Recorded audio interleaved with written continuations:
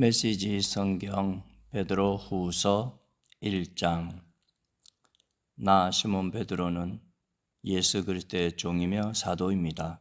나는 우리 하나님의 직접적인 돌보심과 우리 하나님과 구주이신 예수 그리스도의 간섭하심에 힘입어 우리처럼 하나님을 경험하여 삶이 변화되고 있는 여러분에게 이 편지를 씁니다. 하나님과 우리 주 예수를 더욱 깊이 경험함으로 은혜와 평화가 여러분에게 임하기를 바랍니다. 우리는 하나님을 기쁘시게 해드리는 삶에 어울리는 모든 것을 기적적으로 받았습니다. 그것은 우리를 하나님께로 초청해 주신 분을 우리가 직접 친밀하게 알았기 때문입니다. 그분의 초청은 이제껏 우리가 받은 초청 가운데 최고의 초청입니다. 또한 우리는 여러분에게 전해줄 멋진 약속도 받았습니다. 그 약속은 여러분이 욕망으로 얼룩진 세상에 등을 돌리고 하나님의 생명에 참여할 수 있는 입장권입니다. 그러니 한순간도 놓치지 말고 여러분이 받은 것을 의지하십시오. 여러분의 믿음의 기초 위에 선한 성품, 영적 이해력, 빈틈없는 절제, 힘찬 인내, 놀라운 경건, 따뜻한 형제의 너그러운 사랑을 다하십시오. 이것들 하나하나는 서로 조화를 이루고 다른 것들을 발전시키니 말입니다. 이러한 자질들이 여러분의 삶 속에서 활발하게 자라나면 여러분은 우리 주 예수를 경험하면서 성숙해 가는 일에 기회를 놓치거나 단 하루도 헛되이 흘려보내지 않을 것입니다. 이러한 자질들을 갖추지 못하면 여러분은 자기 바로 앞에 놓인 장애물을 보지 못하고 자신의 제약된 옛삶이 깨끗해졌음을 잊어버린 사람이 되고 말 것입니다. 그러니 친구 여러분, 하나님께서 여러분을 초청하고 선택하신 것이 옳았음을 입증해 보이십시오. 미루지 말고 지금 당장 그렇게 하십시오. 그러면 여러분은 확고한 토대, 곧 우리 주님이시며 구주이신 예수 그리스도의 영원한 나라를 향해 활짝 열려있는 포장된 길에서 생명을 얻게 될 것입니다. 여러분이 이제껏 이 모든 진리를 알고 안팎으로 실천해 왔지만 때가 위태로우니 나는 잠시도 멈추지 않고 여러분의 주의를 환기시키려고 합니다. 여러분을 자주 일깨워 방심하지 않게 하는 것, 이것이 내게 주어진 임무입니다. 나는 살아있는 동안 이 일에 충실할 것입니다. 주님께서 분명하게 일러주신 대로 나는 조만간 내가 죽게 되리라는 것을 압니다. 내가 특별히 바라는 것은 여러분이 이 모든 것을 문서화했으면 하는 것입니다.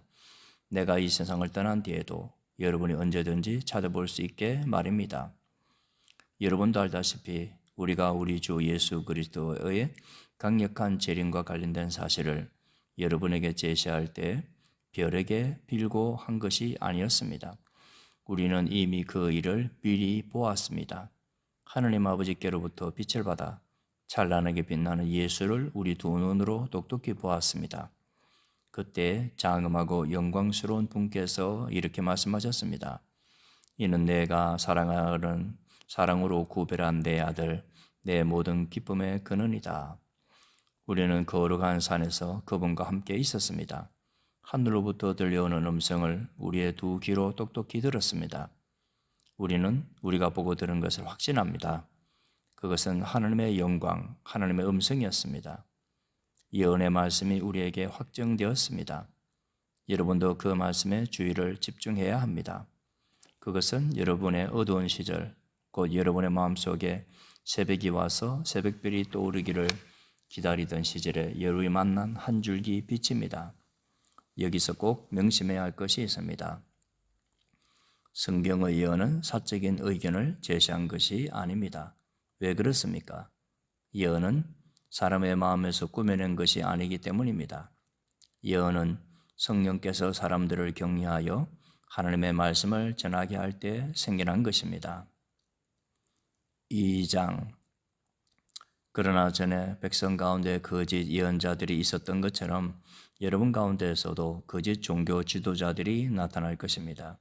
그들은 은근슬쩍 파괴적인 분열을 일으켜서 여러분을 서로 다투게 하고 생명을 되찾을 기회를 주신 분의 손을 물어뜯게 할 것입니다. 그들은 파멸로 이어진 가파른 비탈길에 서 있습니다. 그러나 그들은 파멸하기 전까지 옳고 그름을 구별하지 못하는 추종자들을 많이 모을 것입니다. 그들 때문에 진리의 길이 욕을 먹습니다. 그들은 자기만 아는 자들입니다. 그들은 무엇이든 그를 싼 말로 여러분을 이용해 먹을 것입니다. 물론 그들은 무사하지 못하고 불행한 최후를 맞을 것입니다. 그런 일이 계속되도록 하나님께서 두고 보고만 계시지 않기 때문입니다. 하나님께서는 반역한 천사들을 가볍게 넘기지 않으셨습니다. 그들을 지옥에 가두셔서 최후 심판의 날까지 갇혀 있게 하셨습니다. 또한 그분은 경거치 못한 옛 세상도 가볍게 넘기지 않으셨습니다. 홍수로 쓸어버리시고 오직 8명만 살려주셨습니다.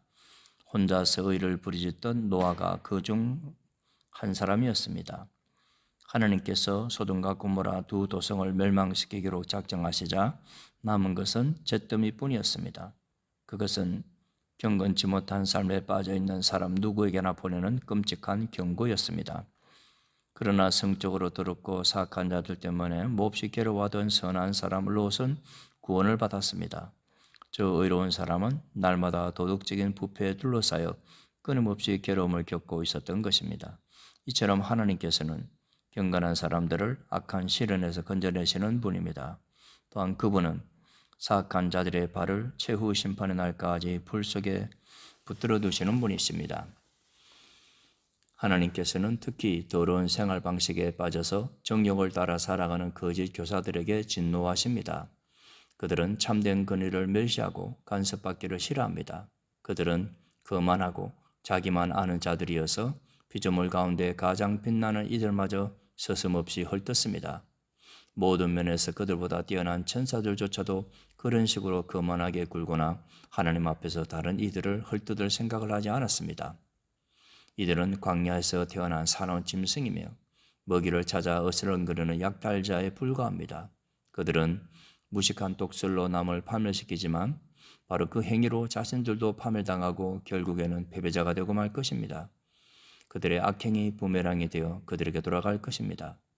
그들은 난잡한 파티를 즐기고 환한 대낮에도 흥청망청 쾌락에 빠진 비루한 자들입니다. 그들은 간음을 일삼고 죄짓기를 반복하며 연약한 영혼을 만날 때마다 유혹합니다. 탐욕이 그들의 전공입니다. 그들은 그 방면의 전문가들입니다. 죽은 영혼들입니다. 그들은 큰 길에서 벗어나 방향을 잃었고 보올의 아들 발람의 길을 따랐습니다. 발람은 예언자이면서도 불의한 이득을 취하여 악의 전문가가 되고 말았습니다. 그는 제멋대로 길을 가다가 제지당했습니다. 말 못하는 짐승이 인간의 목소리로 말해서 그 예언자의 미친 행동을 막은 것입니다. 그들에게는 아무것도 없습니다. 그들은 바짝 마른 샘이며 폭풍에 흩어지는 구름입니다. 그들은 지옥의 블랙홀을 향해 나아갑니다. 그들은 허풍이 잔뜩 들어 잘난 체하며 큰 소리 치지만 아주 위험한 자들입니다. 그릇된 생활에서 막 벗어난 사람들이 그들의 상표인 유혹에 가장 쉽게 넘어갑니다. 그들은 이 새내기들에게 자유를 약속하지만 정작 자신들은 부패의 종입니다.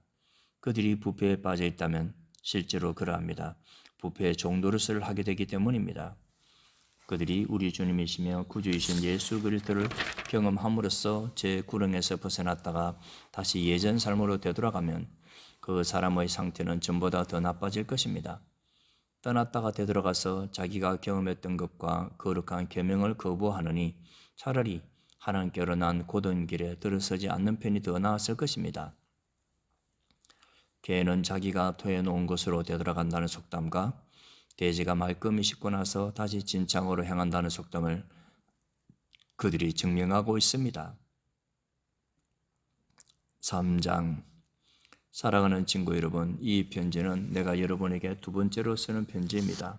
나는 이 두 편지를 통해 여러분이 마음을 빼앗기지 않도록 여러분을 일깨우고자 합니다. 거룩한 예언자들의 말과 여러분의 사도들이 전해준 우리 주님이신 구주의 계명을 명심하십시오. 무엇보다 이것을 알아두십시오. 마지막 때에 조롱하는 자들이 나타나서 전성기를 누릴 것입니다. 그들은 모든 것을 자기들의 보잘것없는 감정 수준으로 끌어내려 그분께서 다시 오시겠다고 약속했는데 어찌 된 거요? 우리 조상들이 죽어서 땅에 묻혀 있고 모든 것이 창조 첫날 이리로 그대로 있지 않소? 변한 것이 하나도 없지 않소? 하고 조롱할 것입니다. 그러나 그들이 쉽게 잊어버리는 사실이 있습니다. 모든 천체와 이 지구가 오래전 하나님의 말씀을 통해 물로 덮인 혼돈에서 생겨났다는 것입니다.